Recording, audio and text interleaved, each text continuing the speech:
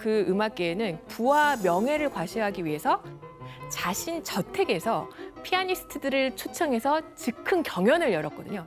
그래서 베토벤이 당시에 빈에서 이름 좀 끝발 날린다는 피아니스트들과 이제 결투를 신청한 거예요. 그중에 다니엘 슈타인펠트라는 피아니스트가 있었어요. 슈타인펠트의 연주 배틀은 빈 음악계에서 하나의 뉴스였어요. 떠들썩하게 회자가 됐는데 우선 슈타인펠트가 먼저 연주를 시작을 해요.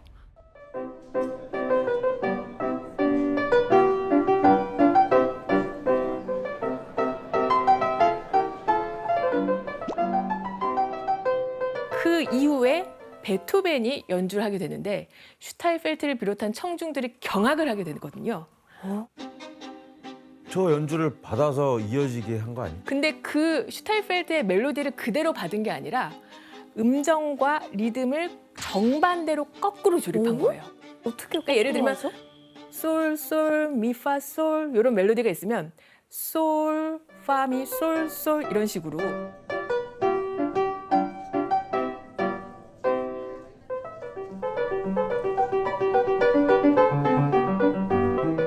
거꾸로 시간을 진행시키고 음정 관계도 거꾸로 뒤집은 거죠. 그럼 머릿속으로 엄청난 응용력이 있어야 되는 거예요. 그것도 즉석에서 즉흥적으로.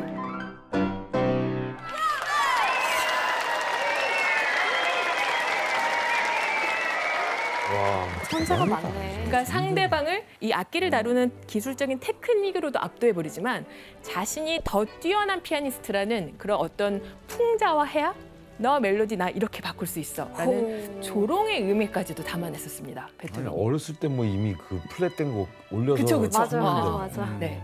그래서 당시 즉흥연주 배틀은 지금으로 따지면 뭐 쇼미더머니처럼 이 청중들의 반응으로 승패를 갈랐대요.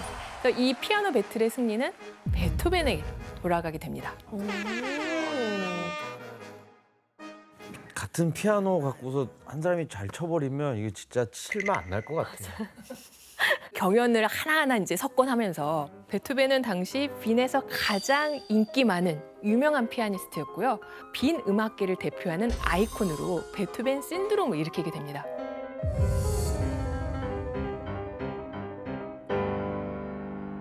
사람들은 베토벤의 음악을 궁금해했고 그리고 베토벤을 자신들의 공연에 초청하기 위해서 안달이 나 있었어요. 근데 하지만 베토벤이 그렇게 호락호락한 사람은 아니잖아요. 그거 어렸을 때 학을 뗐거든. 그러니까요. 권위주의에 대해서 반발심이.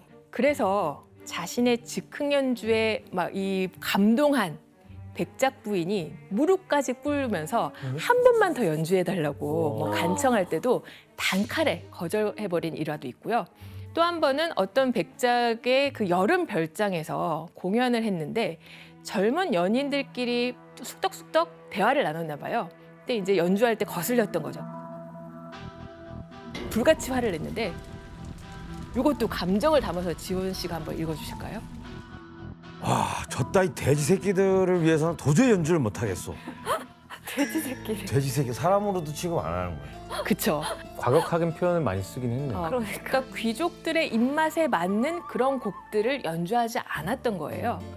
이런 베토벤 덕택에 음악가에 대한 사회적인 인식도 점차 바뀌게 됩니다. 교수님 근데 어쨌든 간에 이런 좀 반항적인 이런 마음 같은 경우는 청소년기, 청년기를 지나면 좀 사라지게 되잖아요. 근데 베토벤은 뭐 어떻게 됐나요?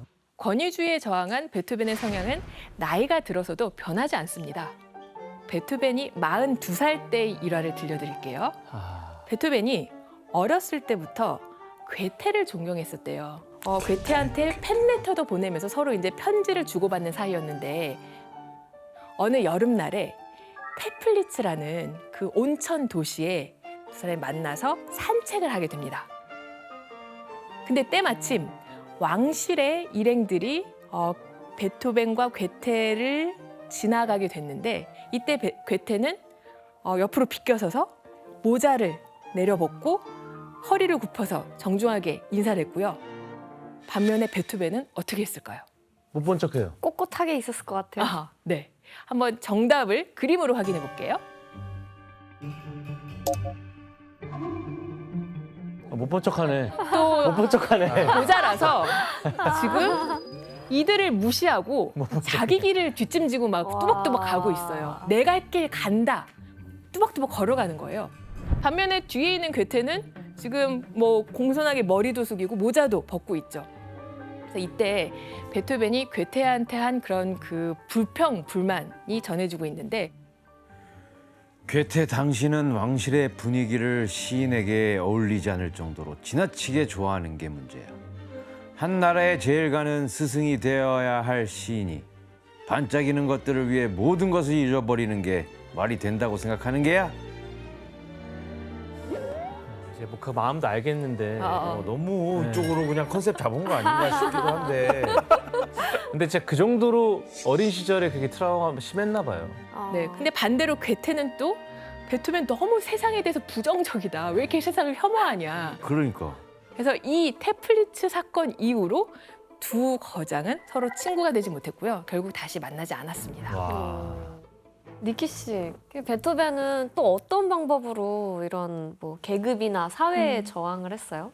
네, 아예 자기 스타일을 완전 바꿔버린 거예요. 그래서 어릴 때 베토벤 사진 보면 무슨 거의 귀족처럼 그런 복장을 많이 입곤 했어요. 근데 이제 오스트리아 와서 음악가로 자리매김하면서 우리가 아는 헝클어진 머리랑 좀 그런 스타일을 유지하는데 자기가 귀족의 종이 아니라 그냥 자유로운 음악가라는 사실을 알리려는 베토벤만의 방법이었을 것 같아요.